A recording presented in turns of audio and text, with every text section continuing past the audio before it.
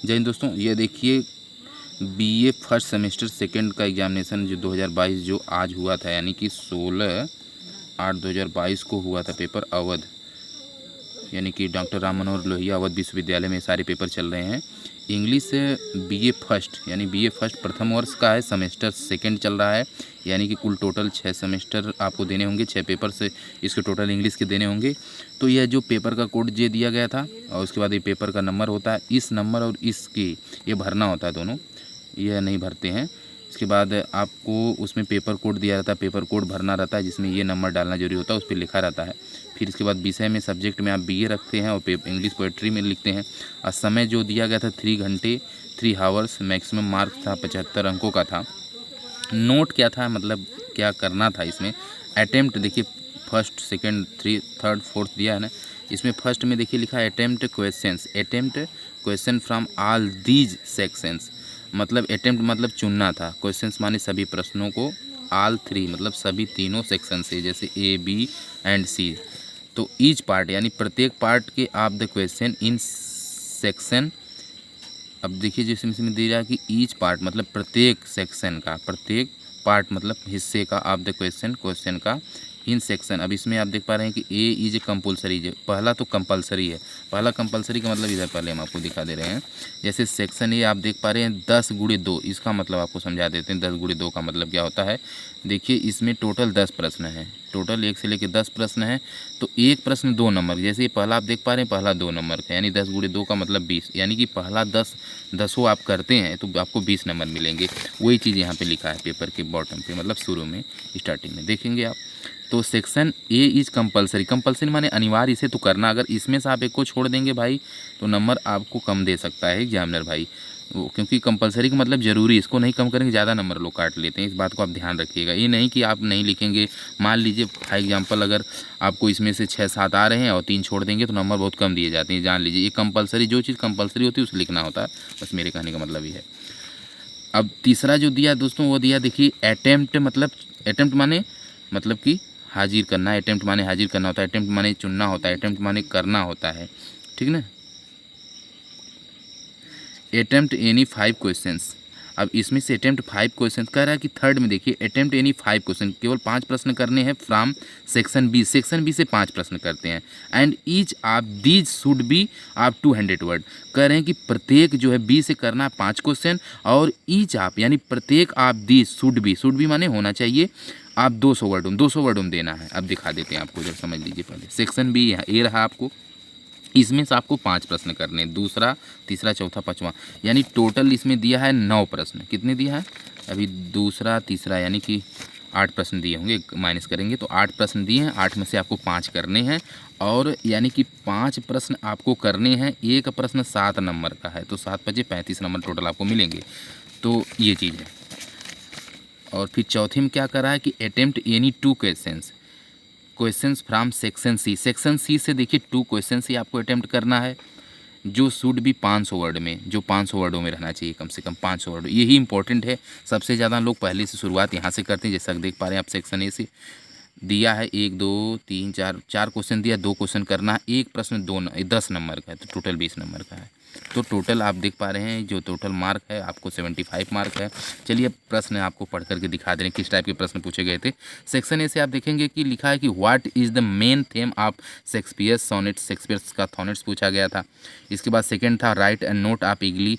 इसके बाद what do you understand by allegory, what is the heroic couplet, what is the irony and its different types पूछा गया था। What do you understand by the romanticism. इसके बाद what is the metre in poetry and name some metre के बारे में पूछा गया था, सम मीटर के बारे में। और what is the Victorian compromise, तो who is the Shakespeare is Browning poem my last duchess and what types of a person is he, give the character of the modern age of English poetry. तो ये section A से था। Section B से आप देख पा रहे हैं किस प्रकार से प्रश्न पूछे गए थे। कह रहे हैं एक्सप्लेन करना है, explain the following with the reference to the content, यानी कि संदर्भ सहित व्याख्या करना था। The boast of hardly the poem of power, यानी कि यह एक कविता किसकी, उसमें रेफरेंस और कॉन्टेक्स्ट के साथ में आपको एक्सप्लेनेशन देना था, बस यही कुछ था। तीसरा वाला प्रश्न में आप देख पा रहे हैं एक्सप्लेन, इसमें भी पूछा गया था explain the following providing the reference context and comments करना था, ठीक है sir. This sea is that barber has bosom, to the moon, the winds that will be holding at all hours and are upgraded like sleeping flowers for this for everything we are out of tone। यही था। चौथे में भी देखिए पूछा गया explain with the reference to the contents. इसमें भी एक्सप्लेन, रेफरेंस का मतलब संदर्भ होता है, कंटेक्स्ट का मतलब प्रसंग, यही संदर्भ प्रसंग लिखना था। इसके बाद heard melodies are sweet but no those unheard. इसके बाद आर स्वीटर है therefore you soft pipes and play on. ये सारे उनके जो है थॉट्स हैं, ये उनके पोएट्स हैं, ये सब राइटर्स की, ठीक ना, उनके बारे में आपको लिखना था, बताना था कि ये कौन सी किस से लिया गया है। मतलब आप देख पा रहे हैं यहाँ पे एक राइटर शेक्सपियर साहब हैं जो इंग्लिश के फादर कहे जाते हैं। तो ये तमाम में विलियम वर्ड्सवर्थ हैं, बहुत सारे हैं, आप पढ़े होंगे। और एक्सप्लेन करना था इसमें भी, देखिए पाँचवें में भी explain the following providing the reference the contents and critical comments, ठीक है sir. O love let's us be true, बहुत आसान पूछा गया था। To one another for the world which seems to lie before us like a land of dreams। ये देखिए उनका एक लैंड्स ऑफ ड्रीम, एक वो क्या कहते हैं नाटक, so various so beautiful so new hath really neither joy nor love nor light nor gratitude nor peace nor help of pain, ठीक ना, वहाँ में रचना था पीटीओ। आगे देखेंगे। फिर छठे में देखिए पूछा था write a note on the Tennyson and the melodious poet with reference to the break break break, ये चीज़ें पूछा। सातवें में देख पा रहे हैं आप give the central idea. Central idea देखिए हाई स्कूल में भी पूछता है, इंटर में पूछता है, देखिए आपके बीए में भी पूछ रहा है। तो सेंट्रल आइडिया बहुत इंपॉर्टेंट है हम सभी के लिए। यह poem the lake isle of द इंस्ट्री पूछा है। फिर आठवां देख पा रहे हैं what is the themes of the poem church going, ठीक ना, चर्च गोइंग के बारे में पूछा था। नौवां था evaluate the following words by the applying the principles of the particular criticism, ये चीज़ पूछा गया था। फिर फिर is kindly thousand at this building speed पूछा गया था। And poet over land the ocean without rest, मतलब वो सागर में बिना रेस्ट किए जाता है। तो उस तमाम में कहानी बहुत ज़बरदस्त है। They also serve who only stand and wait.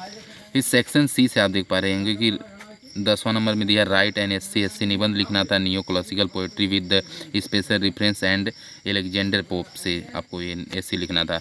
फिर 11वें में आप देख पा रहे हैं discuss Wordsworth as a poet of nature के बारे में पूछा गया था। ये विलियम वर्ड्सवर्थ की बात जैसा कि हम अभी भी जिक्र कर रहे थे, देख पा रहे हैं आप लोग, यहाँ पे पूछ लिया गया। 12वें में डिस्कस मतलब चर्चा करना था जोहान केट्स के बारे में as a poet of sensuousness and beauty के बारे में पूछा गया था। फिर 13वां क्वेश्चन था the love song of the J Alfred फ्रोस्कोस is a critique of the modern civilisation discuss and elaborate, इनके बारे में डिस्कस करना था, उनकी सभ्यता के बारे में, किस तरह से उस कवि की सभ्यता रही। तो section C there is a 20 मतलब 2 question, there is 2 question and each question are 10 numbers, okay, so there is completely you will be 20 numbers. This is very important, please you take this. And if you go to the fourth number is also important because he is giving you know that 35 marks and the section is the most compulsory, please you do it. And if you have if you want to a good mark and 70, you around 65 or 70, then you have a compulsory. And first question here you can see here and last question you can see here, the section C is important. So thank you for bye, take care.